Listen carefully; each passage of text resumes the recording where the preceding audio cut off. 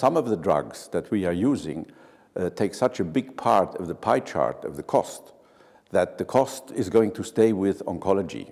And now with immuno-oncology, the cost is even exploding more. But on the other hand, you will have just countries that will not be able to afford the cost. So it's a purely economic story. A biosimilar is a product which is analogous as close as possible to a biological component.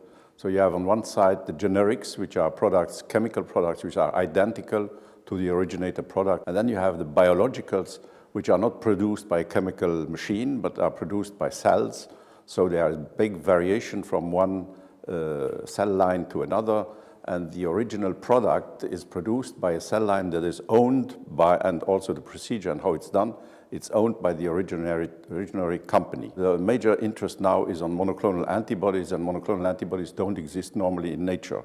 So they are being produced by cells that have been told how to produce them by genetic engineering. And you have two types of cells. You have bacteria that is easier to do, that is also less expensive. If that product, however, needs to be transformed after it has been produced by the cell, then you cannot use bacteria, then you use eukaryotes. And that could be yeast, that could be any type of eukaryotes.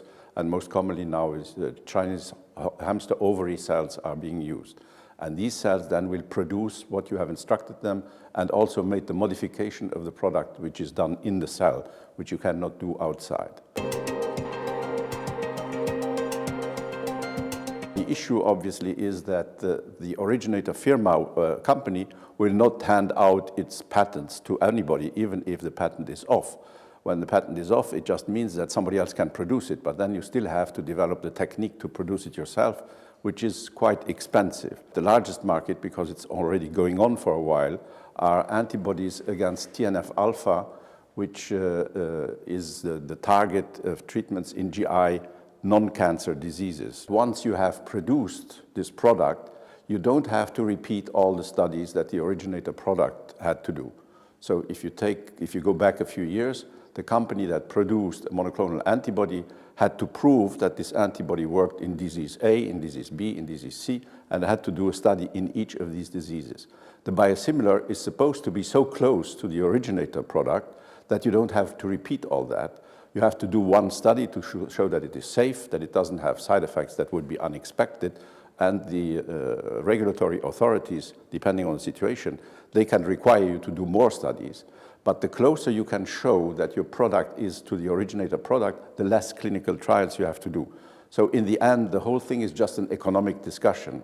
You want to have biosimilars on the market because they will bring down the price of the originator product, and on the average it is counted that it will be something like 25–30% of the price decrease. And the other thing is that you want to make it possible that a company can produce a biosimilar.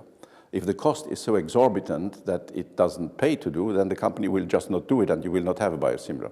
So that the EMA, which is the European Medicine Agency in London, they have expressed clear rules and also clear interest to favor the production of biosimilars. One of the problems is to have then the possibility to produce at a decent price a competing drug.